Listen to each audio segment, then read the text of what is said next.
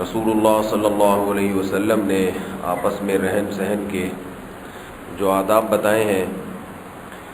ان میں یہ بھی ادب بتایا ہے کہ انسان ہر ایک کے منہ پر اسے خوش کرنے کے لیے اس جیسا کلام نہ کرے۔ حضرت ابو ہریرہ رضی اللہ تعالی عنہ سے روایت ہے، فرماتے ہیں کہ رسول اللہ صلی اللہ علیہ وسلم نے ارشاد فرمایا، تجدون شر الناس ذا الوجہین یاتی الی ہؤلاء بوجہ و الی ہؤلاء بوجہ، او کما قال صلی اللہ علیہ وسلم۔ فرمایا نبی صلی اللہ علیہ وسلم نے سب سے بدترین آدمی وہ ہے جو دو چہروں والا ہے، جب اس کے پاس جاتا ہے تو اس کے مطلب کی بات کرتا ہے، اور جب دوسرے کے پاس جاتا ہے تو بیان بدل دیتا ہے اور اس کو خوش کرنے کے لیے اس کے مطلب کی بات کرتا ہے۔ یہ بھی ہمارے معاشرے میں بہت ہوتا ہے، دفتروں میں لوگ اپنے باس کو خوش کرنے کے لیے مکھن لگاتے ہیں اس کے منہ پہ، سر یہ تو بڑی اچھی بات ہے، آپ کی یہ خصوصیت تو بہت اچھی ہے، ماشاءاللہ یہ تو آپ پہ یہ سوٹ بہت اچھا لگ رہا ہے، یا آپ نے یہ جو پالیسی اختیار کی ہے تو بہت اچھی ہے۔ اور جب باس سے یعنی وہ کہیں جائے گا کام سے یا آپ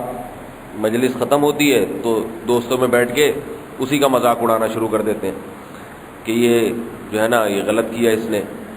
تو اس کو کہتے ہیں دگنا دو چہرے والا، ادھر آ کے اس کے مطلب کی، ادھر جا کے اس کے مطلب کی۔ ایک دوست کے سامنے کچھ اور بات کر رہا ہے، دوسرا آئے گا تو اس کے سامنے کچھ اور بات۔ یہ کام وہ شخص کرتا ہے جو ہر ایک کی نظر میں عزت کمانا چاہتا ہے، اس کو پتہ ہے کہ اس کے سامنے یہ بات کروں گا تو یہ میری عزت کرے گا، اور اس کے سامنے یہ بات کروں گا تو یہ میری عزت کرے گا۔ جب مولوی صاحب سے ملاقات ہوتی ہے تو اچھی اچھی اسلام کی باتیں، ماشاءاللہ بھئی اللہ نے ہمیں نماز کا حکم دیا، روزے کا حکم دیا، ماشاءاللہ بڑا اچھا ہے، کتنا اچھا رمضان ہے۔ اور جب دیکھا بھئی کوئی بے دین آدمی ہے تو اس کے منہ پہ وہی باتیں شروع کر دی کہ بھئی یہ مولویوں نے مروا کے رکھا ہوا ہے، روزے رکھوا کے، فضائل سنا کے، نمازوں میں لگا کے، پتہ نہیں جو ہے نا ان کو اور کوئی کام ہی نہیں ہے۔ ہمارے ایک دوست تھے، سردیوں کے روزے تھے، ہم اس وقت ذرا عمر میں کم تھے، تو سردیوں میں ایسے ٹھکا ٹھک نمازیں آتی ہیں، اور رمضان میں عام طور پہ مسلمان نمازیں پڑھتے بھی ہیں۔ تو ادھر افطاری ہوئی، مغرب کی نماز، ابھی مغرب کے بعد گھر آئے ہیں، تھوڑی دیر میں عشاء ہو جاتی ہے، اور مغرب سے پہلے عصر تھی، عصر پڑھ کے ابھی آئے کہ مغرب شروع۔ تو سردیوں میں یہ عصر مغرب عشاء بہت جلدی آتی ہیں۔ تو وہ کھانا کھا رہے تھے، افطاری کے لیے بیٹھے ہیں، افطاری کے فوراً بعد پھر مغرب پڑھنے، تو وہ کہہ رہے کہ تو مولویوں نے پریشان کر کے رکھا ہوا ہے، گھر میں بیٹھنے ہی نہیں دیتے، ابھی آگے بیٹھو پھر اذان دے دیتے ہیں۔ سمجھ میں آ رہی ہے نا؟ تو ان کے نماز بھی پڑھتے تھے لیکن زبان سے دل کی بات نکل گئی، کہہ رہے یہ مولویوں نے بڑا پریشان کر کے رکھا ہے، گھر میں بیٹھنے ہی نہیں دیتے، ابھی نماز پڑھ کے آگے بیٹھے ہیں، افطاری کی ہے، 2 نوالے کھائے ہیں، پھر مسجد میں جاؤ، پھر آگے بیٹھیں گے، پھر تراویح کے لیے بلا لیں گے۔ تو ان کی تو دل کی نیت کیا تھی اللہ ہی بہتر جانتا ہے، لیکن بعض لوگوں کی یہ طبیعت ہوتی ہے کہ جیسا ماحول دیکھتے ہیں، کہتے ہیں جیسا دیس ویسا بھیس، تو یہ بہت بدترین حرکت ہے۔ اللہ کے رسول صلی اللہ علیہ وسلم نے ایسے شخص کو لوگوں میں سب سے بدترین قرار دیا کہ اس کے اندر کا پتہ ہی نہیں چلتا کہ اس کے اندر کیا ہے،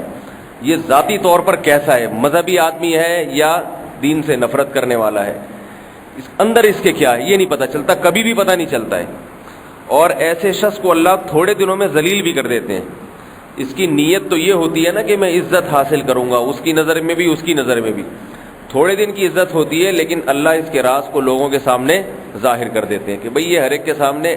اس کو خوش کرنے کے لیے اسی کی سی بات کہتا ہے، تو جس عزت کے لیے اس نے یہ کام کیا تھا وہ عزت بھی ختم ہو جاتی ہے۔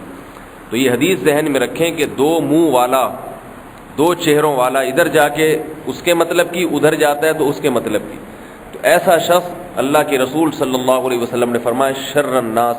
لوگوں میں سب سے بدترین ہے۔ حضرت عبداللہ ابن عمر رضی اللہ عنہما کے سامنے کسی نے کہا کہ اس شخص کے بارے میں آپ کیا کہتے ہیں جو ہر ایک کے منہ پر اسی کسی بات کہتا ہے؟ تو حضرت عبداللہ ابن عمر نے فرمایا کنا نعد ذلك فی زمن النبی صلی اللہ علیہ وسلم نفاقا، ہم رسول اللہ صلی اللہ علیہ وسلم کے زمانے میں اس کو نفاق سمجھتے تھے، منافقت، ایسے آدمی کو ہم منافق کہتے تھے۔ تو اس لیے اپنے اندر محاسبہ کرنا چاہیے، اپنے بارے میں سوچنا چاہیے کہ ہم بھی ایسا تو نہیں ہے کہ جہاں بیٹھتے ہیں اسی کے گیت گانا شروع کر دیتے ہیں۔ اگر آپ کو کسی کی کوئی بات بری لگتی ہے، آپ اس سے متفق نہیں ہیں، تو اور آپ میں یہ بھی ہمت نہیں ہے کہ ہاں میں یعنی اس سے کا انکار کریں، تو خاموشی اختیار کر لے انسان، ہاں میں ہاں نہ ملائے۔ کوئی شخص غلط بات کر رہا ہے، آپ کو یہ ڈر ہے کہ میں اگر اس کی غلط بات کی تردید کروں گا تو یہ مارے گا یا ناراض ہو جائے گا یا میں برداشت نہیں کر سکتا، تو شریعت پھر اجازت دیتی ہے کہ خاموشی اختیار کر لو، ہاں میں ہاں نہ ملاؤ۔ ہاں میں ہاں ملانا پھر یہی منافقت ہے کہ دل میں نہیں ہے لیکن اوپر سے آپ ایسا کہہ رہے ہیں۔ اللہ تعالیٰ اس برائی سے ہم سب کو بچنے کی توفیق عطا فرمائے۔ سبحانک اللہم